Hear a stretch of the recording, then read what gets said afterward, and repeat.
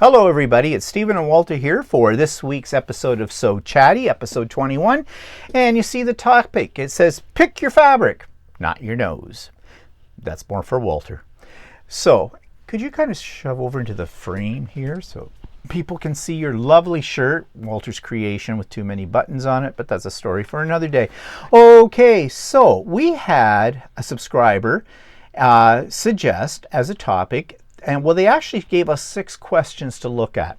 And it has to do with fabric selection, how we choose fabrics for our projects. Now, of course, as a quilter, I choose fabrics very differently than Walter chooses fabrics for garments. So we're going to look at it from both garment sewing and from quilting point of view. And the first question that we were asked is, describe what is your process for selecting the fabrics you choose for your quilts or garments. So I'll start with quilts, how I choose fabric. If it's pretty, I buy it. There you go. Well, that's not absolutely true, but mainly I walk into a fabric store and I see something that catches my eye and I go, wow, I want that. And then I go and buy other fabrics that I think will go with it. Now the thing here is I don't have a project in mind when I do it. And they always ask me at the quilt stores when I buy my fabric, oh, what are you going to do with this? And I always say the same thing. I don't know. It's pretty. But I do gravitate. That's the word I want, not gyrate. That's something totally different. I gravitate towards anything in the blue spectrum. I love blues, always have.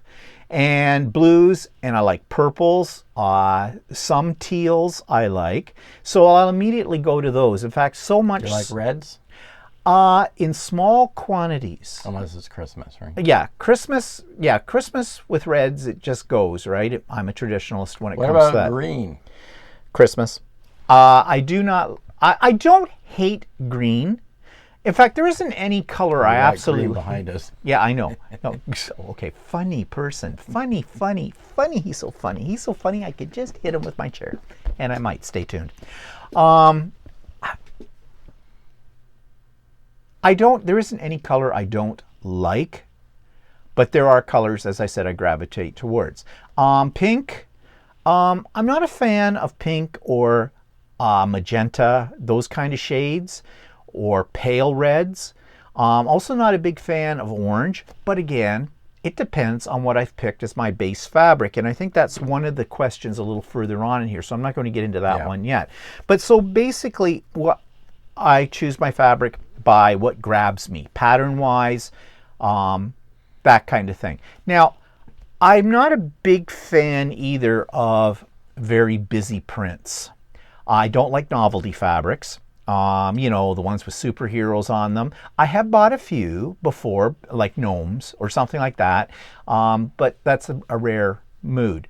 I usually go for things that are in a more mottled type of color or marble looking, that kind of thing. Although having said that, if it is a pattern, I'm often attracted to geometrics as well. For example, well, this isn't really, well, it isn't a geometric, but you see, this one grabbed my attention because it's got purples and some different shades of blue in it, and it does have a graphic element to it as well. And this is another one that has, but you see, the pattern in this is something that if it doesn't matter what size I cut it, it would work. I don't like the kind of thing that basically, unless you're going to fussy cut it, and I don't usually fussy cut, I don't like anything with a huge graphic element on it that dominates the fabric. I like a repeated pattern that blends like this does all through it.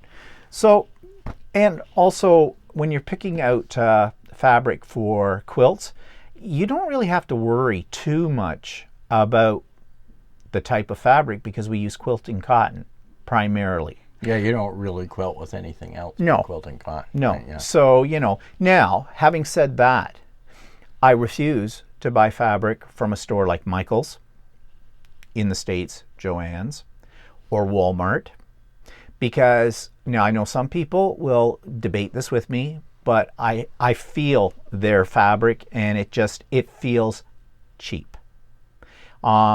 So I don't want to work with cheap fabric. I mean, face it, you're putting a lot of money into a quilt. You don't want cheap fabric. You want to use the best quality you can afford. And so that's why I stayed with name brands like Northcott, Riley Blake, whatever. I mean, there are some fabrics at Joann's, I think, carries that are higher quality. Yeah, well, we don't have a Joann's in Canada, so we have something called a Lens Mills, but they often have a lot of seconds. I think there's a Seconds. Well. Seconds, yeah. Yeah, and the place is just filthy. And actually, we also have a place called Fabricland here, and their quilting cotton isn't always the best quality. No, but and it's the higher price too. Yeah, it's very high in price. So, and I've looked at their stuff too, and I never really seem to see anything in there that sort of grabs me. No, so and I do, when I choose fabrics too, I do lean towards batiks as well. Again, that's what I mean. Batiks don't have really, well, some can, but most don't have a very definite pattern to them. They're a blend, and they're easy to work with. In fact, batiks are a really nice fabric to work with because you don't get the fraying. In most cases, you don't know the right side from the wrong side because both sides look the same, so you can't really screw up on them. And they're nice to cut. They're a little stiffer. So I do like batiks quite a bit with that too. So basically, to answer the question then for selecting fabrics, how do I choose them for quilts? My biggest thing is whether it's pretty or not. If it catches my eye, because of all the things I've already said, then that's how I buy them. So how do you buy them for garments?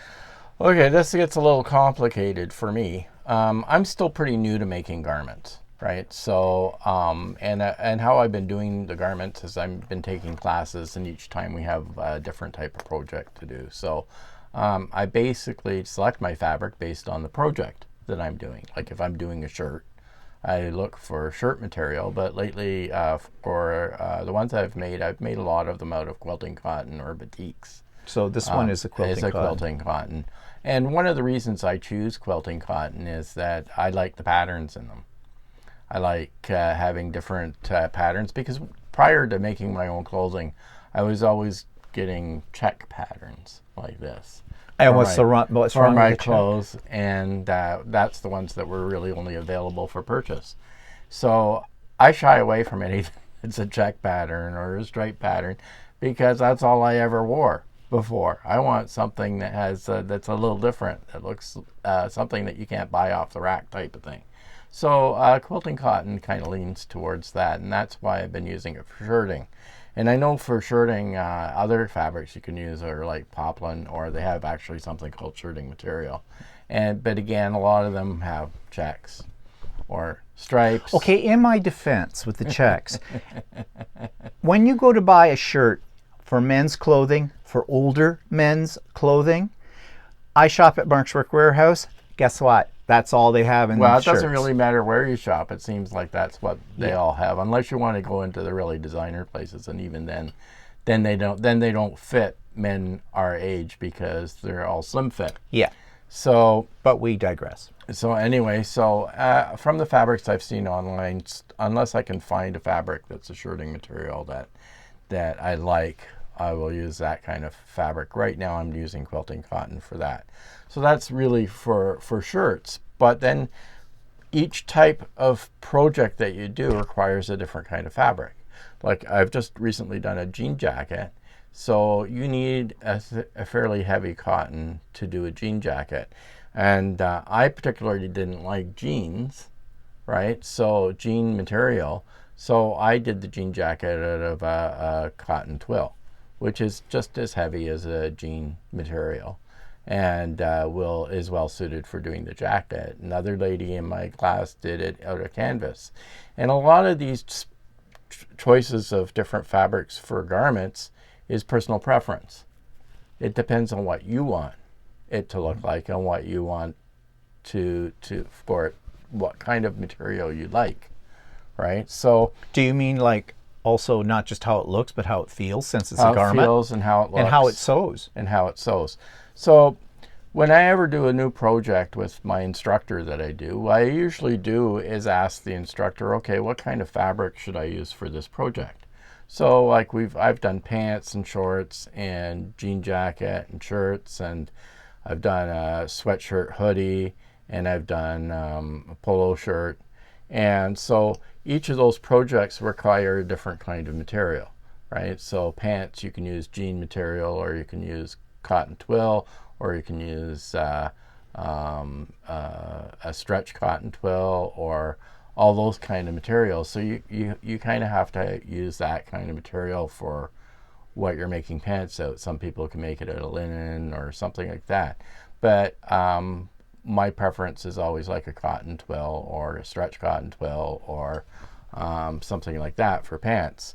And for unless if you're doing a sweatshirt top, it's like sweatshirt material or fleece, or there's a stuff called scuba. I haven't used that yet, so I don't really know how that is.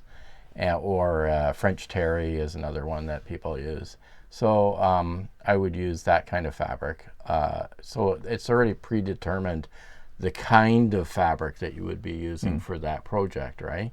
Another type of coat I used was a coat that I did was a heavy winter type coat, and it's got a heavy cotton twill exterior, and I had to get a satin type lining for it. So again, that's sort of predetermined as to kind of fabric you get. So so when you're doing when you're doing a polo shirt, I think you can use something called Peak, which I haven't worked with yet, and you can get something called and it's jersey, which are the ones I usually make it out of. And so again, that's the kind of fabric. So once I've got the type of fabric that I want, the second thing that I need to know is how heavy a fabric do I need. Oh. Like if you are doing a shirt, you need like something like 140 grams per square inch weight, or if you're doing a polo shirt, you need like a 200 to 250 gram jersey type.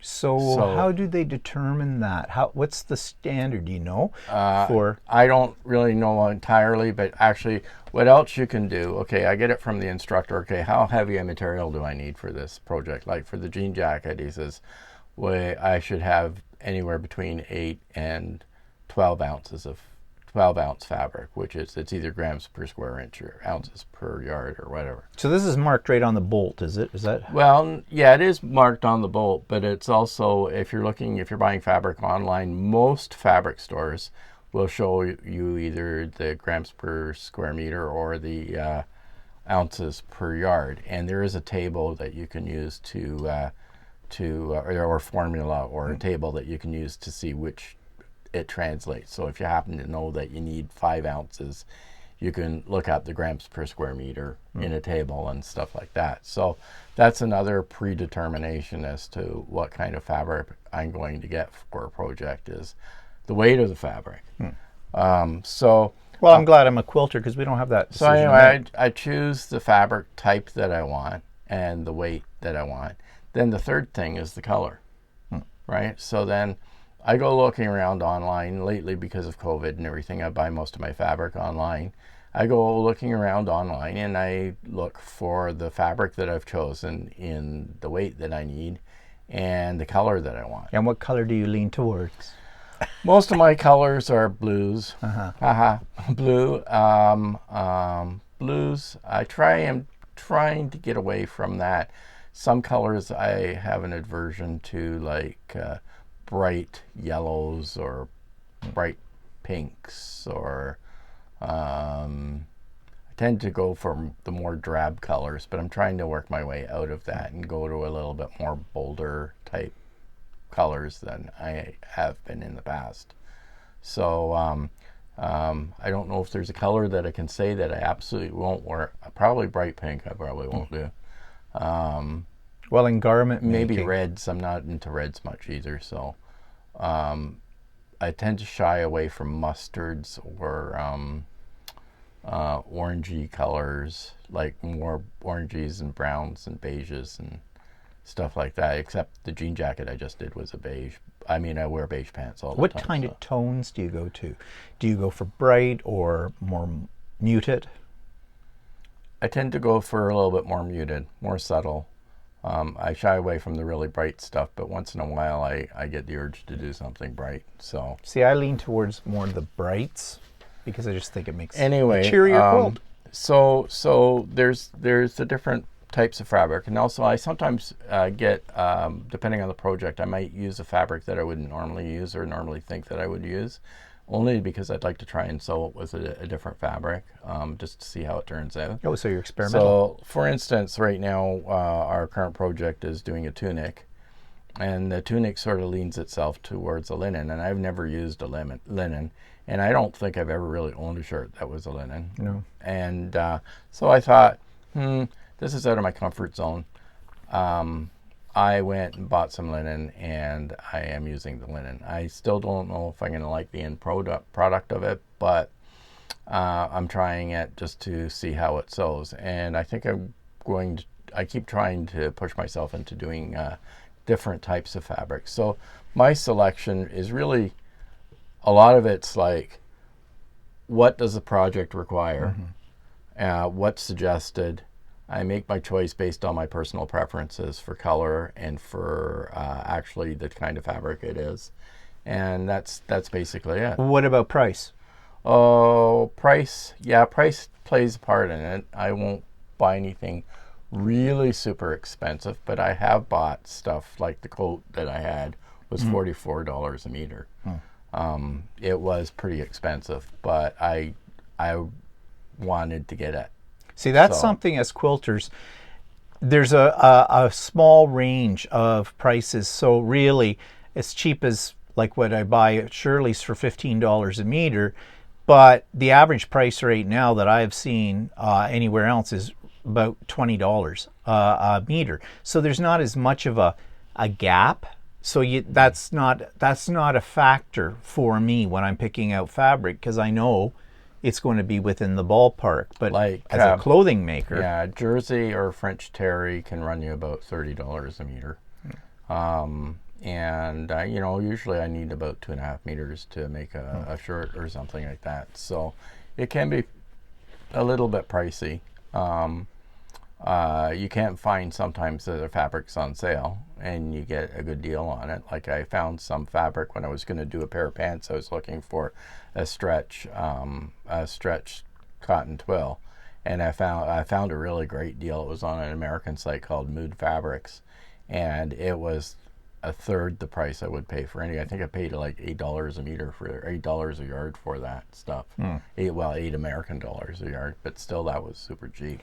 Well, when I said that, okay, I was thinking to myself, okay, making garments is very expensive in the fabric. However, I was talking about it by the meter. You're saying you're on average you buy 2.5 to 3 meters to make, say, a shirt. I'm buying more than that to make a quilt. If I'm making a full-size quilt or even a queen-size quilt, and I don't need I'm going to mind a lot more. And yes, I don't need backing. So in a sense, quilting, making a quilt costs possibly more than making a, say, a shirt or something like that. But then again, but, you know, like, I mean, the shirts do, like, I mean, if I go down to Walmart or if I go down to the Costco and buy a shirt there, I get it for next to nothing. Yeah. But you also have to understand that you're making a custom product.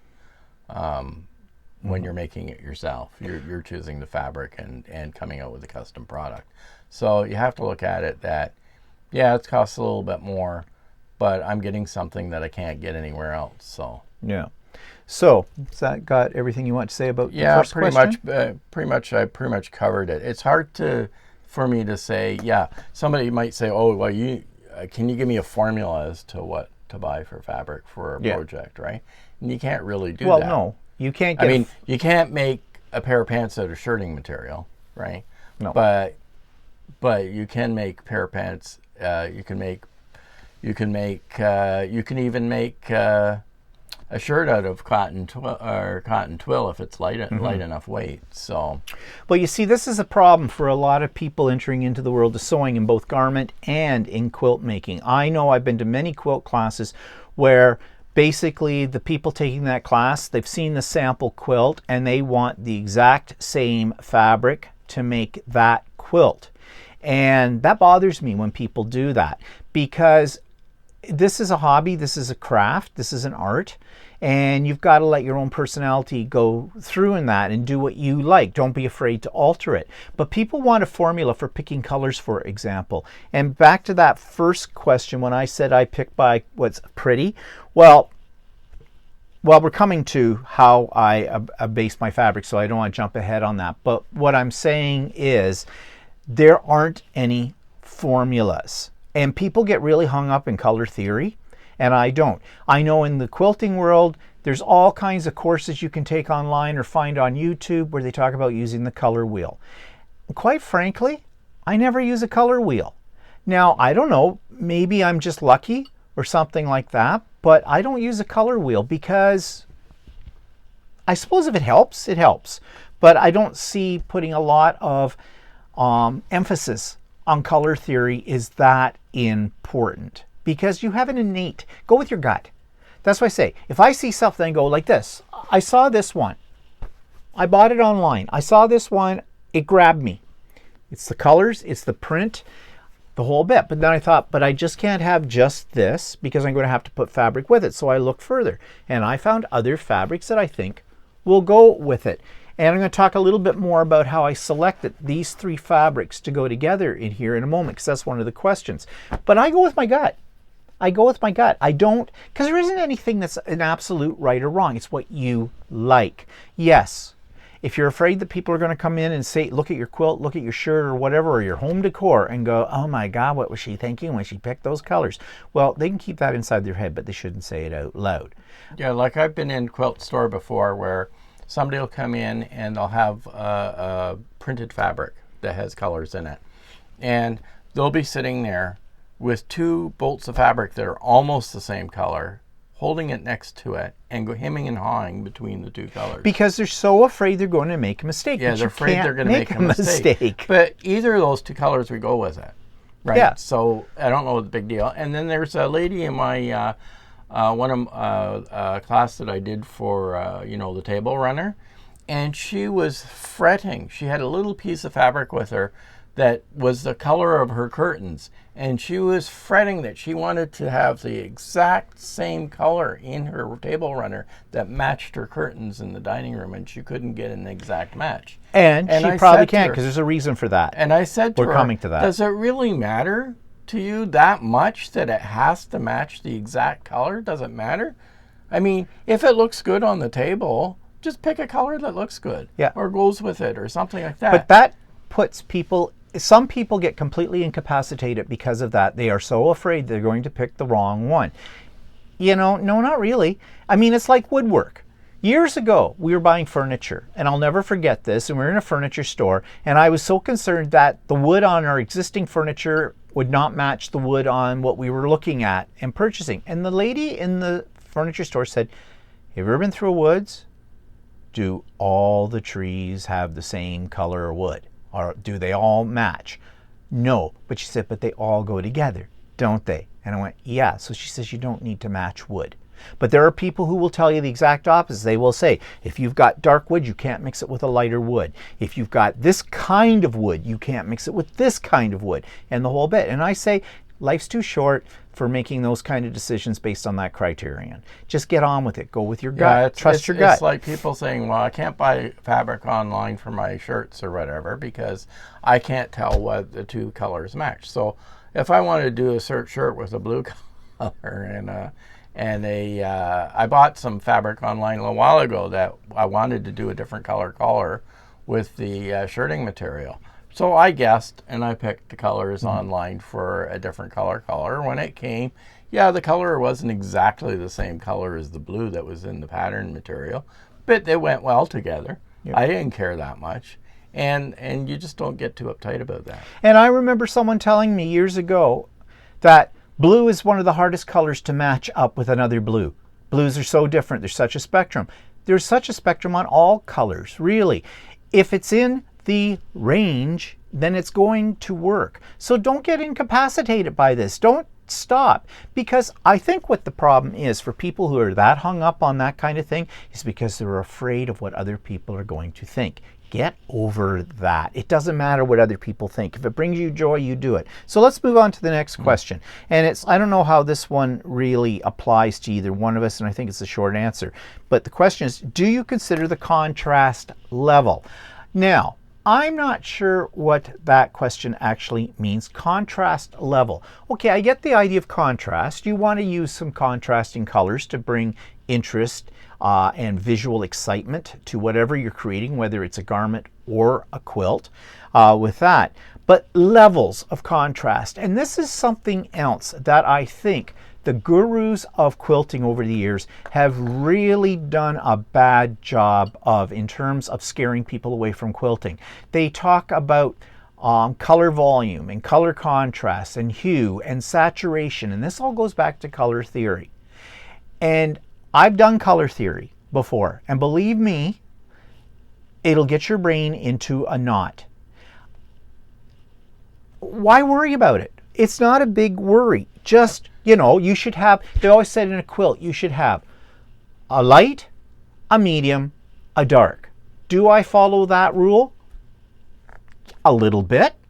That's contrast, okay? If you did everything in the same contrast level, then there's no interest. Everything's just going to model together. You want some things to stand out more. Like for the quilt behind me, for example, you'll notice that there are circles in the squares, but around them are a lighter color. The reason I used the lighter color there with the circles and the squares is I wanted the circles and the squares to be more prominent than the background. So yes, I do take into consideration contrast to a certain degree.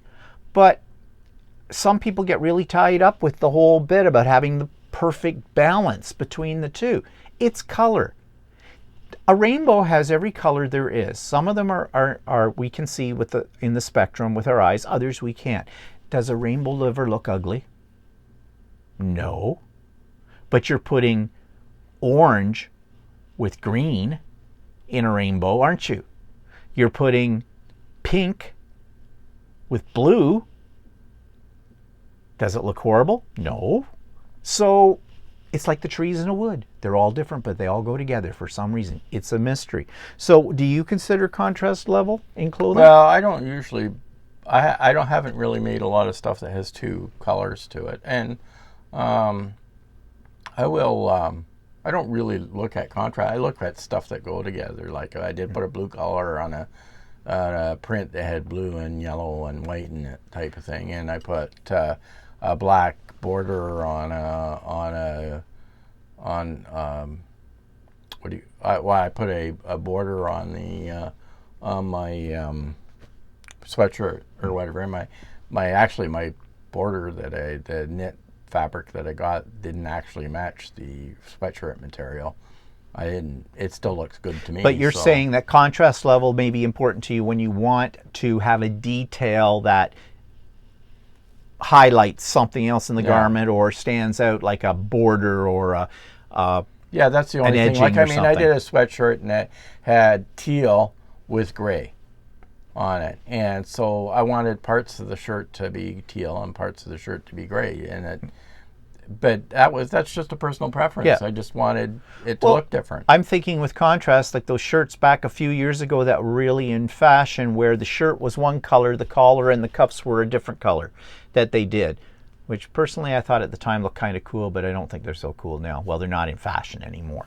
But yeah, so contrast, I don't think that's a biggie. I think you want some contrast, but you gotta do what looks good to you. Yeah, just lay it all down on the table, put it all up against each other, and you'll soon see whether or not you've got what you want, the contrast. There are probably instances where people want to do a contrast that's very subtle. Yeah. So, some want to do something that stands out. Maybe somebody else want to do something more subtle. It really depends, again, on personal preference. Yeah. There's no set rule. No. So the next question. Do you do a palette of colors based upon one particular base fabric? Okay, a palette of colors. I immediately think of, a painter or paint chips. and that kind of thing. And yes and no. What I do is, how do I pick out? So I showed you this fabric a moment ago. Okay, this. I said I wanted some other fabric to go with it. Now, I do not have a plan for this fabric yet. I'm saving it for something special. But then don't we do that with all the fabric we like? So I was looking for other things I could use in this, and there were two things that I looked at. One, this print is of the zodiac and has stars. It's celestial. In fact, I think that's what the line is called. So then I saw this. Actually, it's called Galaxy. This is in the same line. Now you see, it's got the same colors. Now, you want to talk about contrast? Okay, we got a lot of light in this. This one's a lot of dark. So in the rules, the quilt police would say you need light, you need dark, you need medium. Here's my medium. Well, actually, it's more my light. I guess that puts that more to the medium. I don't know. See, I don't really care. But again, the pattern in this and the colors in it go with the other two as well. So there, I've got three colors, I've got contrast, and the whole bit. That's how I pick it. But I went to this one first, and I looked at the colors that are in it. And to me, this seems like this is exactly what you would do. It's how I would pick clothes as well. However, the colors that you match with this wouldn't necessarily have to be exactly the color that's in and you here. wouldn't be able to get them exactly like that unless it's all the same. No, but if you fabric got line. like a kind of a, what do you call that color? Kind of a magenta in there or something. You could use a mauve. You could use a pink in small quantities in this. There's all kinds of colors. There's white. Teal. There's a teal in here as well. There's a gold in here. There's a gray. There's black. There is quite a few colors in this piece to choose from. So all I would do is, if I was in a fabric store, for example, I would have this sitting out and I'd be going through the shelves and I'd be trying to look for some of these colors that are there. And then something would catch my eye and I go, hey, look, this has got gold in it. This has a little purple, a little bit of the blue. That's going to fit. Similarly with this one. That's how I would pick them out. So go to your base fabric. Which fabric is it that you really like the most, and then start to pick your other fabrics to go with it based on that. But there is something on some fabrics, not all do this, that will help you with that. This is actually a piece of a panel. But if you look here on the selvage at the bottom, you see all those little dots with numbers in them? Those are all the colors that are in this particular fabric. So you can take those little dots and you can go to your fabric on the shelf or on a website and you can find some of those colors. You wouldn't necessarily use them all. This one looks like it's got about 15, 16, 17 color dots on it. But they're there to help you with that pick out. Now, do I use those? Nah, not really. But I know people who do. Okay? But that's why they're there, to show you what all the different shades are that are in this piece. Now, you see, when I'm looking at this piece, I didn't look at those dots. I would be hard pressed to say that there were 17 different colors in here. You'd have to really study it because, of course, this is very dark, and the color that pops out the most to me are the browns and the blacks, and there is a gray blue kind of color in it. That's the ones I would immediately go to because they're the ones that come to my eye first. But this will help. So you can use that. So picking out a palette of colors, I base it on the focal fabric and pick my colors out from that. And that seems to me to be probably the most logical range. Now, I've already sort of poo-pooed the color wheel. This is one time when a color wheel could come in handy. If you really haven't got a clue, or you want something a little different, like we all get into a hole, and as I said, I always lean towards blues. And sometimes you want to mix that up, or you should try to mix that up. And that's where the color wheel might come in handy. Because, you know, what's the complementary color to blue? Orange. Okay? And I just said a few minutes ago, orange is one of the colors I do not use very much of. But orange, using it with a blue, the complementary color, can be very effective. Mm-hmm. And you won't necessarily, your mind will not necessarily go to that. The color wheel can help with that as well. So, what about you? Like, for well, actually, palette? from an apparel point of view, it doesn't really make that much of a Don't have difference as many to me. to pick. You don't have as many colors to pick. No, I mean, your garment tends to be either one color or you mix your colors a little bit. But Yeah, well, this shirt, for example, that's it. that's it. It's one color. However, if you wanted to, you could have picked the darker blue and trimmed. Yeah. You know? I could have put, some people put like a different color pocket on it, or a different color. Like, I mean, they say like if your shirt is a really bold pattern, you can offset it by changing the color of your collar or adding things like a different color pocket or something to tone down the brightness of it. Oh, and that's another thing with quilting too. You don't want a quilt that every fabric you're going to use for it is an intense pattern.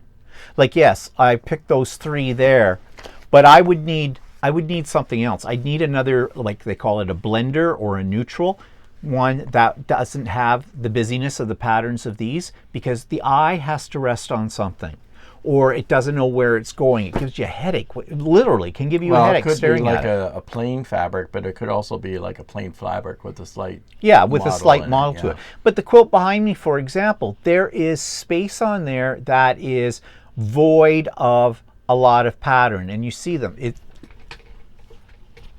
These lighter pieces in here, even the darker ones too, a little bit. They almost read as solids. They're not solids, they're mottled, but that gives a place for the eye to rest, because if it's too busy, it becomes like one of those optical illusions, like one of those things you stare at and it all goes fuzzy on you. That can happen there as well. But that's more something with quilts. With clothing, I don't think you run into that in the same way. No, it's a different kind of thing that you're doing with clothing. So the next question is it the norm that fabric companies produce a set of fabrics that complement each other, as in my crappy quilt? Yes, they're called lines. For example, this is a line of fabrics. These are fat quarters. There's quite a few of them. They come from one manufacturer, and they're one line. They're called Fairy Frost. It's the complete set. I love it. They're too pretty to open. Waiting for something special. But you'll notice, look at the spectrum of colors on this. The whole rainbow is in here. But they all go together. The same thing can be said if you buy something like a jelly roll. They will all coordinate with each other. If you buy, this is another set of fat quarters, but this one is based more on prints as well as glare on it, but there you see on the end. But I keep those sets all together, or charm pack. Back of that. They all go together, yeah. And this is done on purpose by the manufacturers. It's for those people who have a hard time picking out their fabric. So they'll buy a line of fabric, because then it doesn't matter how they use them in their quilt. They're all going to go together. These colors are all going to go together without any problem in the style, and the same with the prints and all that kind of thing. It takes all that decision making out of your head. And I like doing that. I like picking a line like this, because I don't always want to think about what I have to use with it. But having said that, you shouldn't feel afraid to break up the set either with it. But yeah, but manufacturers do that on purpose. Also, they sell more fabric if they do that as well, because these little bundles like this is pricey. Like this one was about $165.95 when I bought it. But it's so pretty. Back to my original how I buy fabric. Pretty. So what about, do they produce, I don't think you have that in clothing. Not really, not that I'm aware of. I mean, you're just buying kind of plain fabric that, I mean, I suppose, I mean, if you buy it, like, if you wanted to buy cotton twill, you have to get the same. If you wanted to do a mix and match on your project, you'd have to have the same weight cotton twill. I was going to say, there's where you're... Yeah, actually what they would do is the manufacturer would produce a line of a specific type of fabric, like cotton twill or jersey or other products, and they would come in a variety of colors, and they'd be all the same weight, so that you could pick or choose. If you did a project like a coat or something and you wanted to put different color pockets on your coat than the main part of the fabric, you could pick a main fabric and then put like orange, you could get like a beige cotton twill and put orange pockets on it or something But like that. the decision is your decision. It isn't already laid out for you. No, it isn't. Like that. It's just the manufacturer. It's not a line. It's just a set of fabrics that are all the different colors type of thing. There isn't like necessarily not the same way as in quilting cotton. Quilting cotton may have a main pattern and then have complementary fabrics around it. I don't think clothing manufacturers do it that way. So, well, one thing though, this just made me think of is I'm saying quilting cotton, and it's all the same weight, same texture, all that kind of stuff. Well, there is an exception to that: flannel. Flannel is big in quilt making as well. I've got a bunch of flannel fat quarters that I've had for a while, and I have never done anything with them because I have never sewn with flannel. And I asked somebody in a store one day, says, can you make a quilt and mix quilting cotton with flannel? And she said, yeah, you can. There's no problem. Well, there's nothing that says you can't make a quilt from something other than quilting cotton. Well, you can make a quilt out of something else besides quilting cotton. It'll just be crap, that's all. But I've still not done that and tried it. And I think it's more or less a texture thing, because flannel is flannel. It's soft and it's fuzzy. Quilting cotton isn't really soft per se. It's more, I don't know what you would say, not sharp, but more. Yeah, but you haven't washed it yet. Well, true. If you wash it, it's a little bit more soft. Well, yeah, but still, it's still going to have a different texture than flannel, and that's why I haven't mixed the two together. But maybe I should try. I got all these flannel things, so I think I have an aversion to flannel only because my mother made us, when we were little kids, wear flannel pajamas in the wintertime, and the bed had flannel sheets on it, and you felt like a felt board. You were just stuck there and couldn't move. And to this day, I'm really not a fan of flannel. But anyways, okay, so the next question is, have you ever over-dyed a fabric because you didn't like it? Well, the answer for both of us is no, because we've never dyed fabric. I don't think I would do it. I know, I was going to say the same thing. Ever over-dyed a fabric because you didn't like it? Why would I go to that effort? I just buy new. Something I do like. I'd give it away. Yeah, or something, because I don't think it would be worth it. Well, okay, if you were to do that with commercially made quilting cotton, a lot of quilting cotton or fabric in general may have sizing in it, and I'm not sure how that works when you do dye. Sizing usually washes out. I know, but you'd probably have to wash it first before you did the dye, and then dye. What kind of dye do you use? There's a wide variety of dyes, and getting the color you want, I think it would be way too much work. Our clothing instructor did buy some fabric that he purposely wanted to dye. Yeah. But it was really a white type or a creamy type fabric. And he chose the color that he wanted to dye it to. He wanted to do it just to try it, I think. Yeah, well, but that's a different issue. That's because you wanted to try that. I think the question here is asking, how can you make a fabric that you don't like likable? Okay, so the other thing is some materials, especially like apparel materials, would not take a dye. Yeah. You know, like, I mean, I would imagine some of the jerseys that have polyester and stuff like that in them, they wouldn't dye properly because the fabrics would not soak in the dye properly. No. Dyeing is a difficult process to do it right, I think. Now, having said that, I did create my own fabric. Don't laugh. Okay? I was experimenting. This is actually painted fabric. Now, I would not use this in something like a quilt that's going to be washed, because, and it smells like paint. You can smell it on there.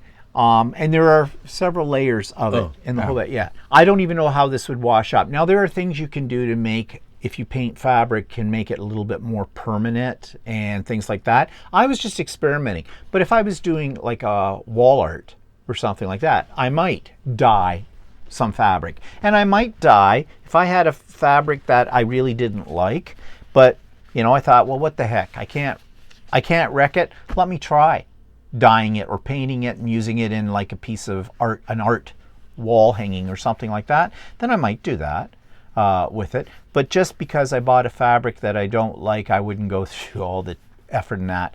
not for what fabric costs. Okay, yeah, fabric's not cheap, but I don't know. It'd have to be $100 a meter for me to go to those extremes. Yeah, I wouldn't.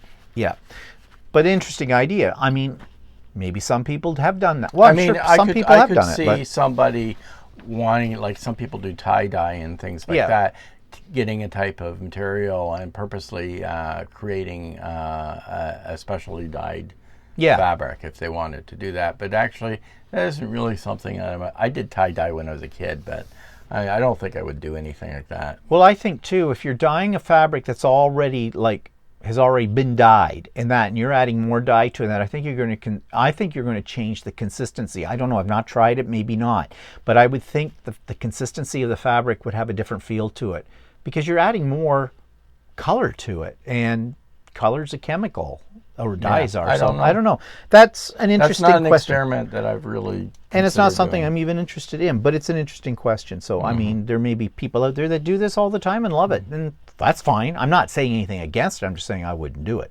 myself. Okay, the next question is, do the colors the fabric manufacturers use for quilting fabric change every year like they do for fashion fabrics, so that in 5 years a black will not match another black in the fabrics?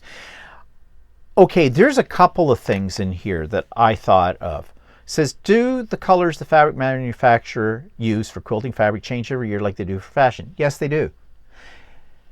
There is something called the Pantone colors of the year, the Pantone color of the year, Pantone color of the year, which is basically an industrial standard. I don't know the whole history behind this, but it seems to be the thing they picked, the color of the year.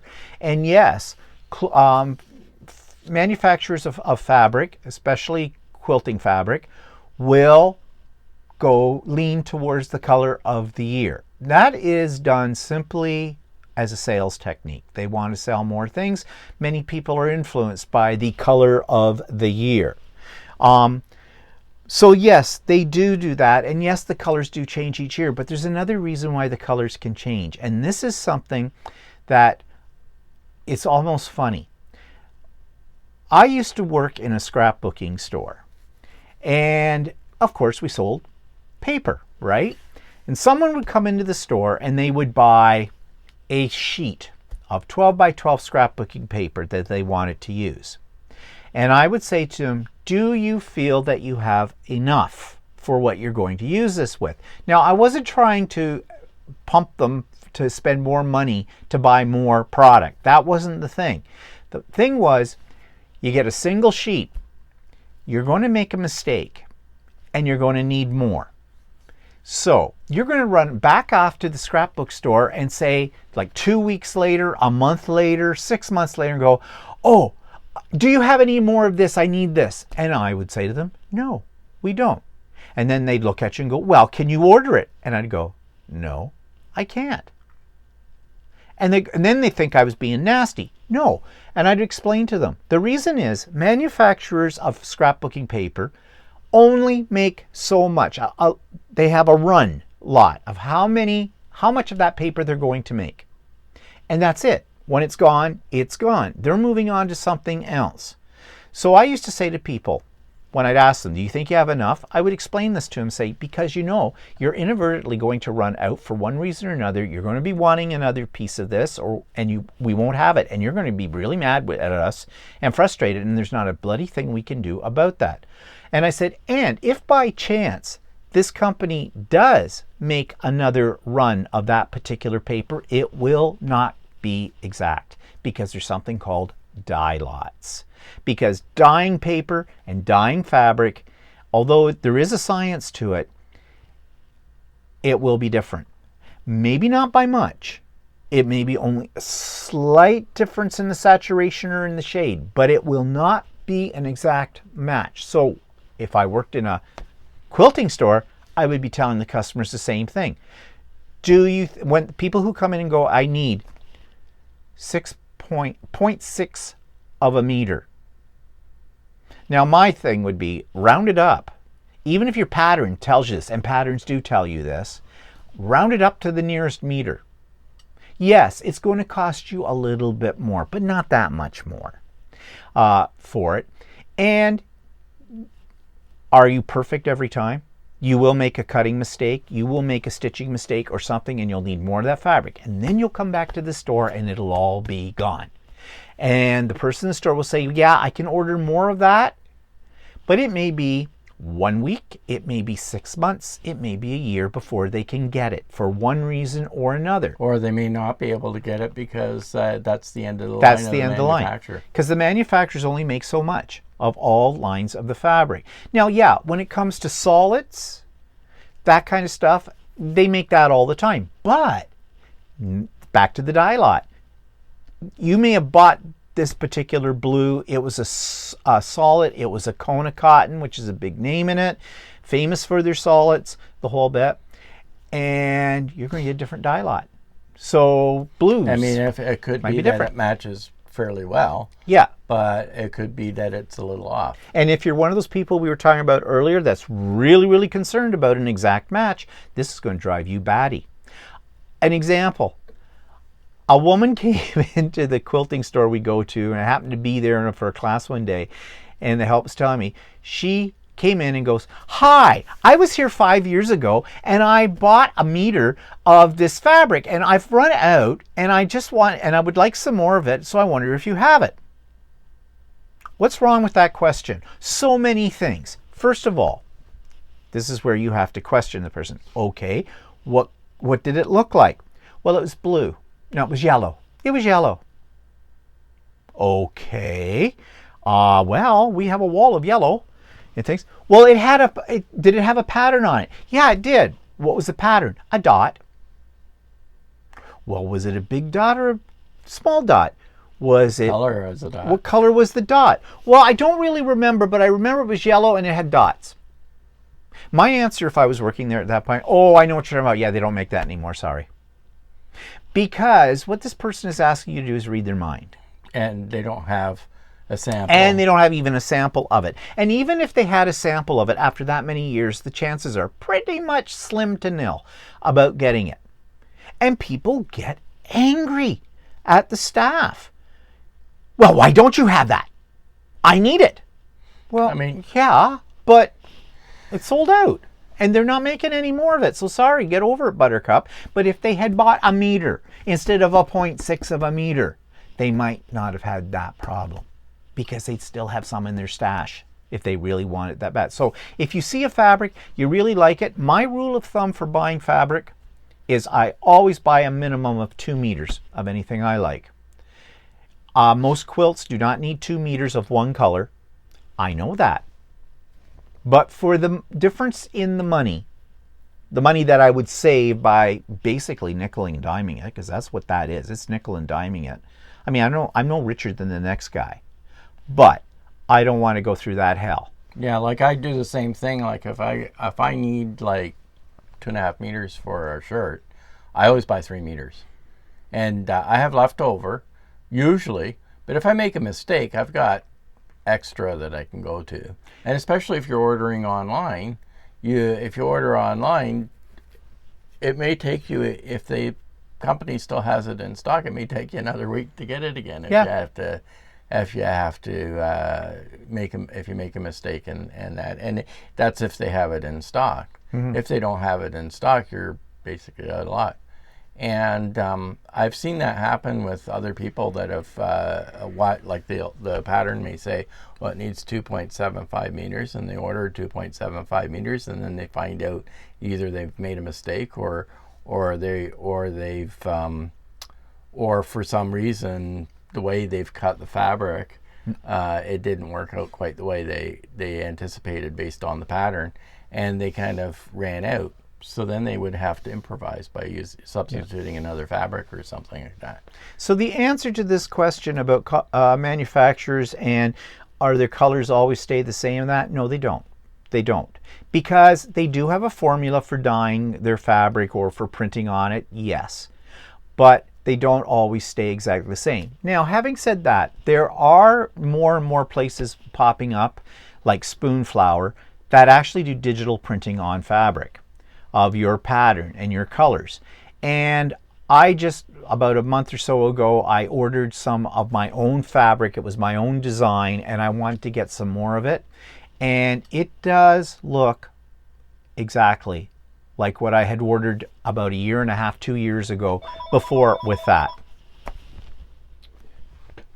Okay, so just had a little phone call there, got interrupted. Now what we were talking about, and I've lost my train of thought completely, but we're talking about die lots and stuff like that, and that you can't really match them up. Buy, rule of thumb, buy more than you think you need, then you won't be cut short for whatever reason, I think. So yeah, that's, I think, everything that we were asked on that. Do remember, we're not experts on this. We're telling you this all from our point of view, from our experience, what works for us. Like for apparel lines and stuff, yeah, I'm sure they change every year, but I haven't been sewing long enough to really notice it. So. No. And I guess the bottom line out of all of this, when it comes to selecting your fabric, whether it's for garment making or for quilting, go with your gut. Trust your own feelings. You know, you've been around for a while, you've been dressing yourself for a while, I would assume. So you know what you like and you know what you don't like. So go with that. Yeah. I think that will take away most of your anguish.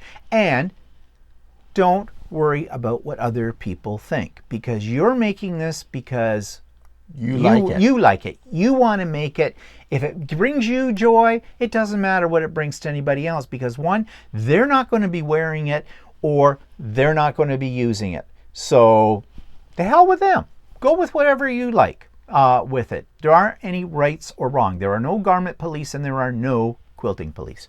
Okay, so that was nice that someone sent us that. Gave us something to talk about today that we hadn't thought of before. So if you have ideas that you'd like us to explore on future episodes of So Quilty, please put them in the comments below today's episode, or send us an email direct. My email address, our contact information is in the show notes as well. And we'll be happy to explore that to the best of our ability.